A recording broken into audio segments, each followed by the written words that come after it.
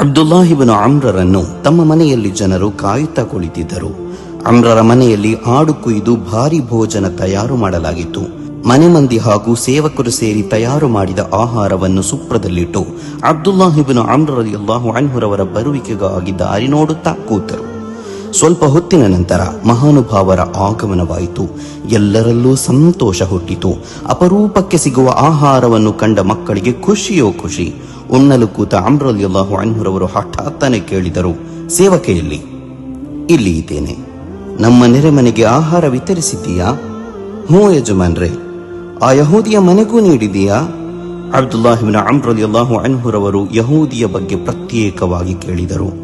ಸೇವಕ ಈ ವಿಷಯವನ್ನು ಗಮನಿಸಿರಬೇಕೆಂದಿಲ್ಲ, ಆ ಕಾರಣಕ್ಕಾಗಿ ನಾನು ಕೇಳಿದ್ದು ಅಂತ ಬಳಿ ಇದ್ದವರ ಜೊತೆ ಹೇಳಿದರು. ಅವರಿಗೂ ವಿತರಿಸಿದ್ದೇನೆ, ಸೇವಕ ಮರುತ್ತರಿಸಿದ.